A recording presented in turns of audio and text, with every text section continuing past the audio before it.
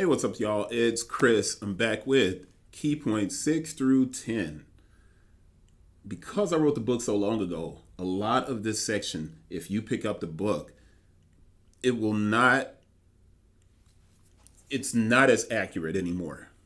It still has value and it's still valid. I talk a lot about advertising using Facebook and stuff like that. 10, 12 years ago, I'd had that conversation, but now I'm very hesitant to tell someone to spend money on ads on Facebook. Matter of fact, I would tell you not to. I would tell you to spend a lot of time investing into developing content for Instagram, and TikTok, but as far as paying for ads, especially when you're starting a business, 10 something years ago, 12 something years ago, man, Facebook organically was awesome. It was awesome. The engagement there was very good. You could spend money on a small ad and you could hit new people because everyone was excited to be on the platform.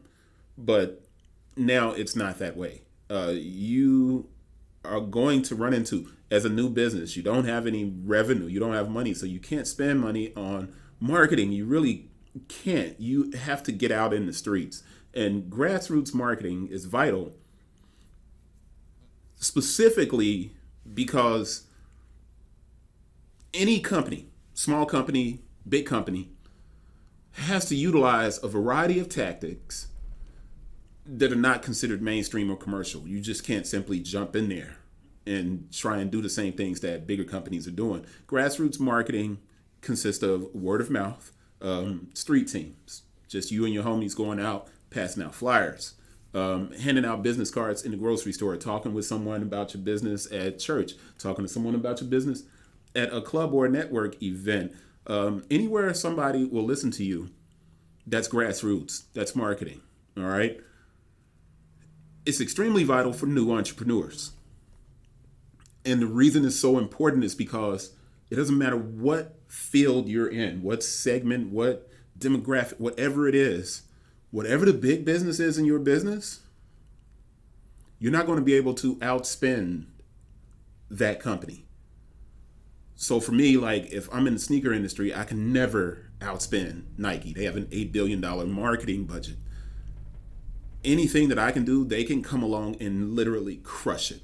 So my content, everything I do has to be unique to who I am as a person. I can't pretend that I'm bigger than I am.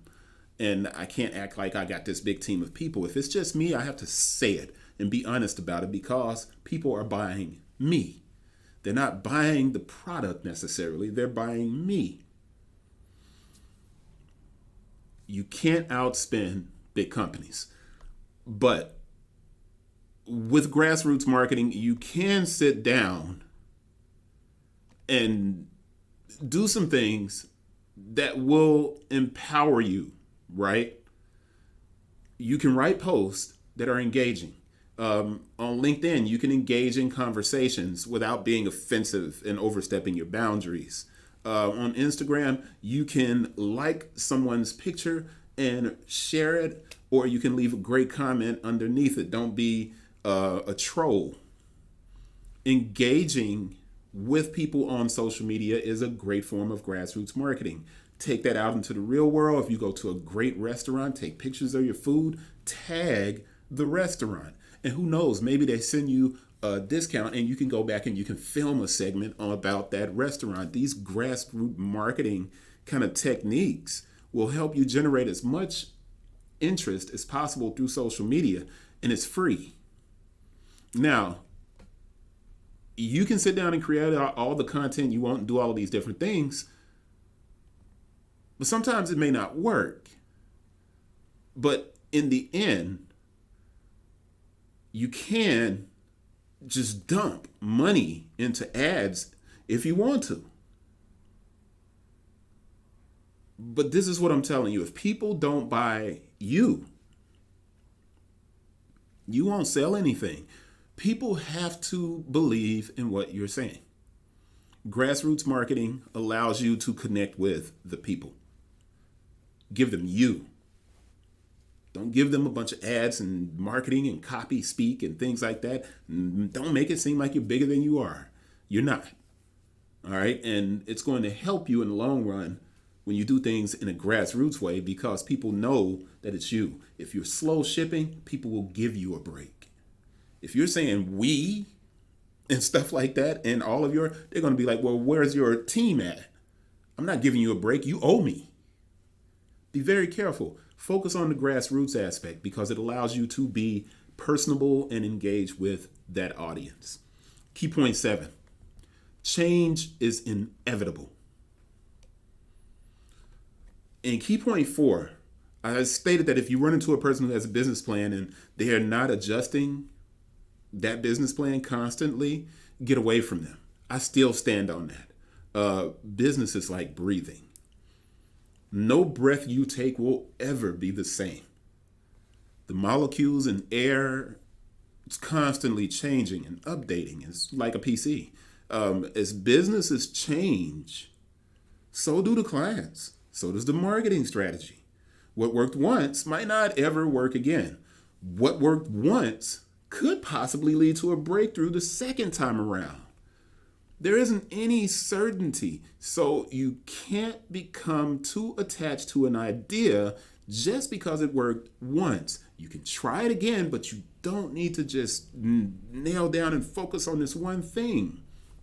Now, at the time that I wrote this, I hadn't basically growth hacked my website, but I learned a whole lot during that process of growth hacking that I obviously couldn't talk about back then. I can talk about it now. Now, in this section, I talk about the fact that I had an eBay store. I had at the time when I wrote this, I had an eBay store. I moved it over to Amazon and I was making this kind of money and I was doing these kind of things.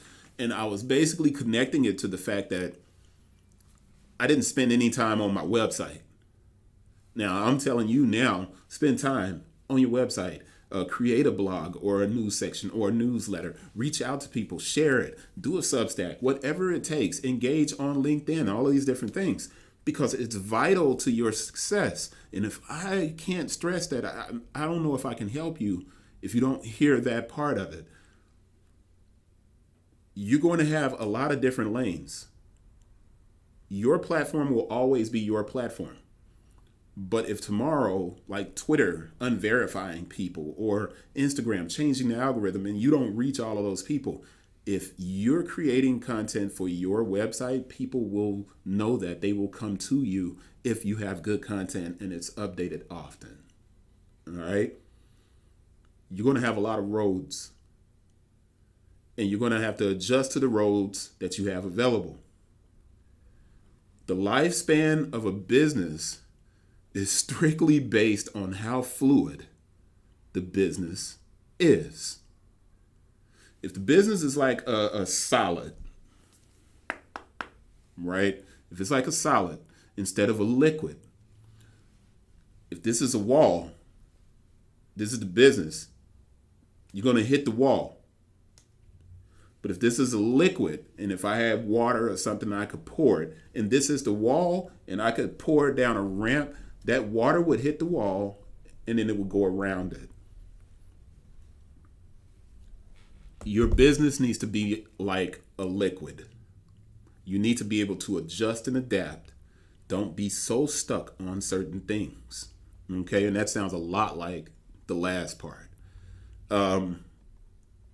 I put an addendum in here discussing eBay, and I won't get into that part of it. I'm actually going to jump across into the next key point, which is 8.